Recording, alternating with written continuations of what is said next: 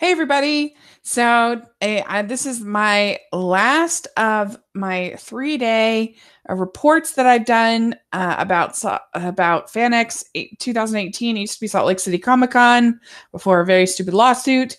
And this was the Saturday day. And I ended up going to 6 panels today as opposed to 10, which I did yesterday, which was insane, but amazing. And there wasn't as many, even smaller panels that I was interested in. I ended up doing a longer lunch and just kind of shopping for a little bit, which was still fun in the middle because there just wasn't things that I really wanted to see. And but there were still some really good ones. And it all started off kind of rocky. And I do have my little chat room open if anybody happens to join in and has any comments, please put them down. I'll be trying to do a better job of following it than I did yesterday. So it started out a little rocky. I thought it would be a good idea to take an Uber to the Salt Palace today because it's usually so crazy on Saturday. It ended up actually not being that crazy, really. I felt like attendance was down in general, and I'm not sure why, because they had amazing talent. So I don't know why, but anyway. I thought this would be a great idea, but I got like the worst Uber driver ever. Like, she was coming up from Helper just for the weekend, so she was doing all this Uber driving. She didn't know anything. I mean, I had to tell her, here, get on the freeway. She almost went on I-15 South. And she's like, oh, I thought it was 215. I'm like, thinking to myself, 215 is like 20 minutes up. Like, what are you talking about? Oh my gosh. Like, we would have ended up like in Provo. And I had to literally direct her the whole time. She offered me some of her orange juice. Not like, I've had Ubers like give me a water or whatever, but not like their drink. Like, that's really weird. And she had me sit in the front and there was almost no leg room. The whole thing was a disaster. I was just like, why did I do this? Oh my gosh. So I'm sure she's a nice enough lady and all, but she was terrible. It was definitely the worst experience I've ever had with Uber. But anyway, I got there, thankfully, and I was able to still make the Jennifer Morrison panel. And my Twitter like really took off. I've been live tweeting the whole entire con, and that was really amazing. But people seem to particularly like my live tweeting of the Jennifer Morrison panel. I got tons of oncers that were retweeting it, following it, everything. So that was kind of fun. And I love Once Upon a Time. We did a whole podcast on it with Mike Bloom over on Hallmarkies. I'll try to put it in the description. It was pretty good. So it was really cool. She shared a lot. She talked about how, I guess, being on House had been kind of difficult for her. So being on How I Met Your Mother had been a really great experience, which was good to hear because I did not like her character on How I Met Your Mother at all. So I'm glad that she had a good experience. She said, when you're a guest on a show, you just get to enjoy being a guest in their house. So that was kind of cool. She said one word to describe her Once Upon a Time boyfriends was trouble. She talked about some of her goals and things. She said the hardest part about playing Emma is the weight of the world was on her shoulders, and sometimes that would weigh on me because you want to keep those moments invigorated and fresh. She said I gravitate to outsider stories. And then she talked about just some of her experience with different casts. And she said that her favorite episode of the show was the musical episode, which the musical episode was amazing. So I totally get that. And so that was a great panel. And then next, I went to the Star Wars Rebels panel. And that was incredible because it had Freddie Prinze Jr., James Arnold Taylor, and Anna Graves, who are just amazing voice actors. Of course, Freddie Prinze Jr. voiced Kanan, and James Arnold Taylor voiced Obi-Wan. So that was really, really cool. They talked about how they got the role. Anna Graves is the voice of Duchess Satine.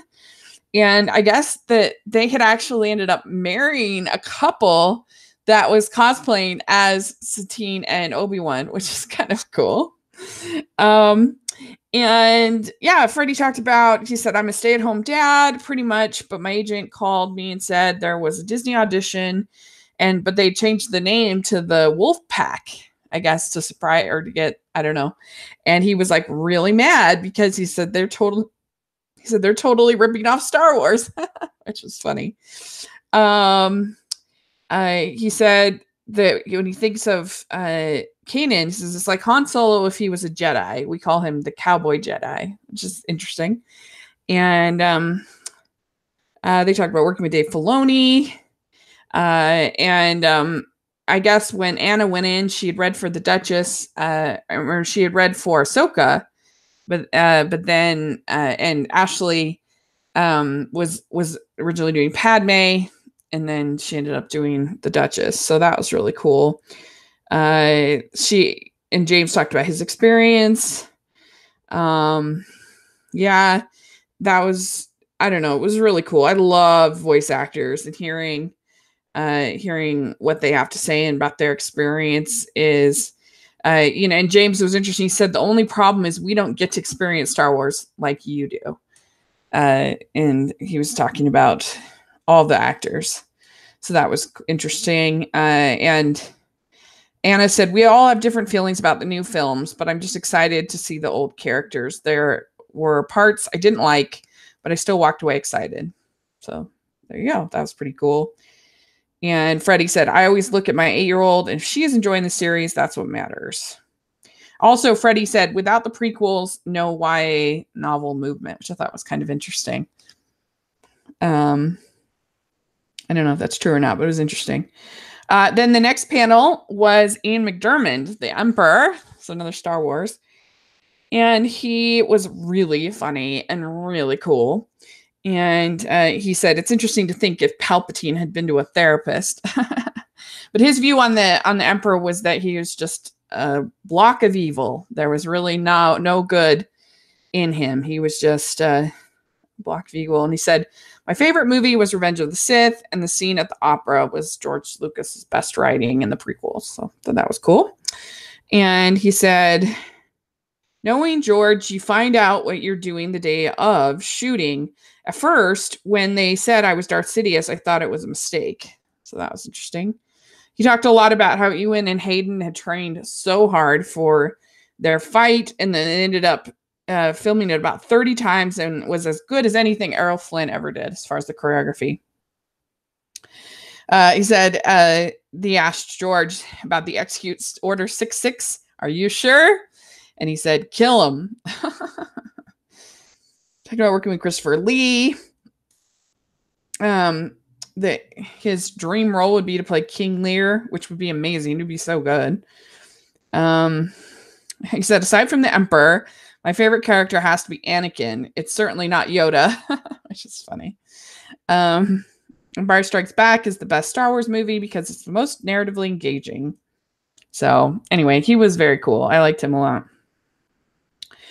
And then I went to a panel with Brandon Routh and Katie Loitz. And I don't watch Legends of Tomorrow. And so I was kind of more going to this because there wasn't really anything else. I do really like Brandon Routh. He talked a little bit about what it was like, how it was kind of a humbling experience after Superman Returns didn't really take off. Because I do like that movie.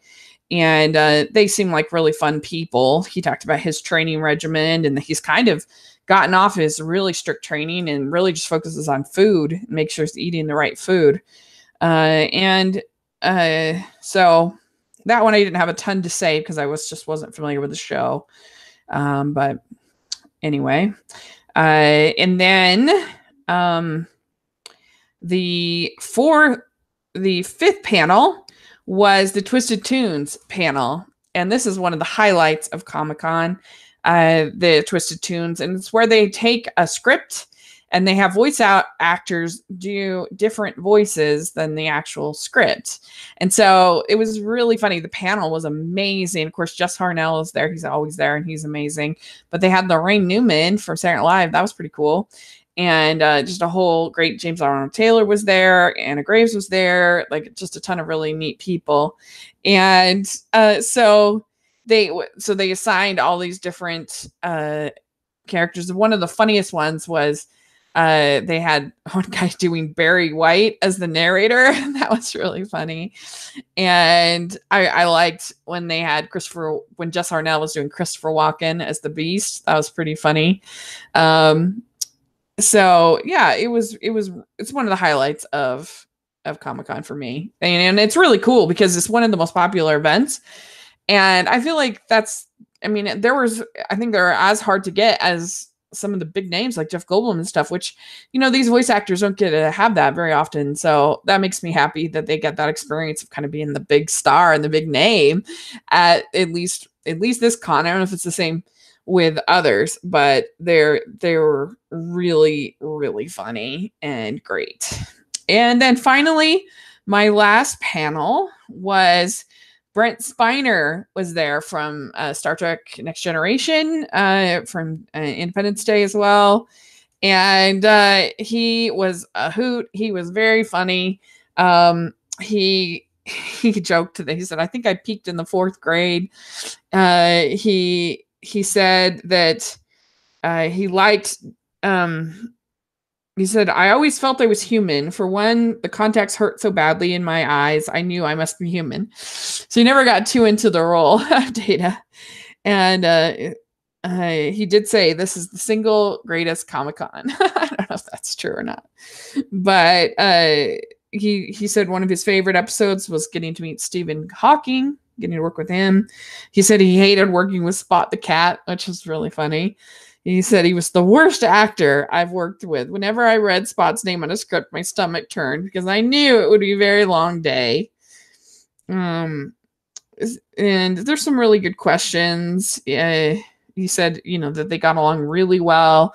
They were always laughing, but that he doesn't watch anything that he's in. He just thinks it's too weird of an experience, which is interesting. He said, people asked, like, how does it feel that these things that you were in really like changed people's lives and changed my life? And he said, we thought what we were doing was just trying to entertain people, but then it turned out to have this greater impact. I'm honored by that. So I thought that was really cool and funny and just lovely. He seemed like a great guy. So yeah, that was the panels today.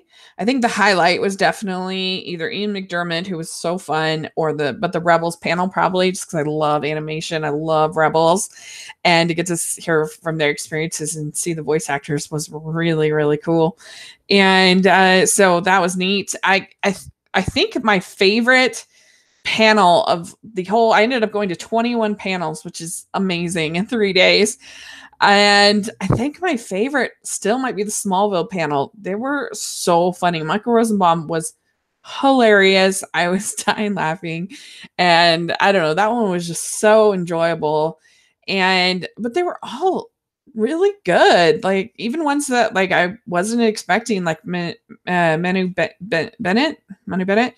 He was so sweet and such a touching story. And so that one ended up being really great, even though I'm not that familiar with his work. And just everything was really well, was really great. I didn't do a photo op, so a lot of the bad experiences that people had at this con, I didn't have. And I got because of my live tweeting, I got a free multi-pass to next year's Comic-Con, which is amazing. So that's very exciting. So yeah, it was a great time for me. And just a note on my channel, I hope that I can get my videos made tomorrow. We'll see, because Sunday is kind of hard, but obviously my normal day is Saturday. And so I may end up being late, or I don't know what's going to happen this next week, but I hope you've enjoyed these and hearing about Comic-Con. I did get some posters that I wanted to show you. So my first poster is Disney Princesses. And this one I was thinking I'll probably use for the Wreck-It Ralph podcast. Because they're going to be all the Disney princesses. Thought that might be fun. And then I got this Pinocchio poster, which I thought was pretty amazing.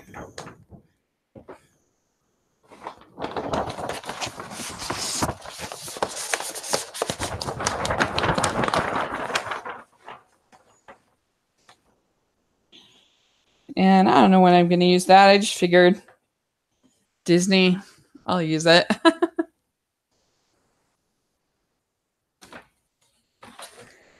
And then I got this amazing poster that I might end up framing.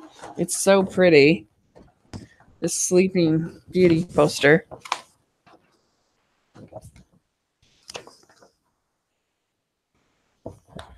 You see it? It's so pretty.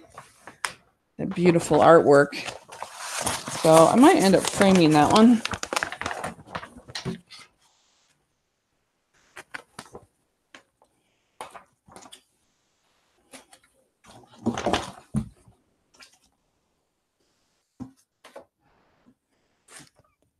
And then the last one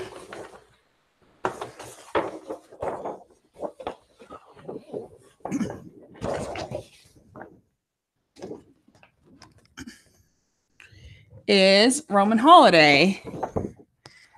And I thought that this would be really cool because if you've been to my house, you know that I have a whole wall of Audrey Hepburn posters. I have Breakfast at Tiffany's and Funny Face and My Fair Lady.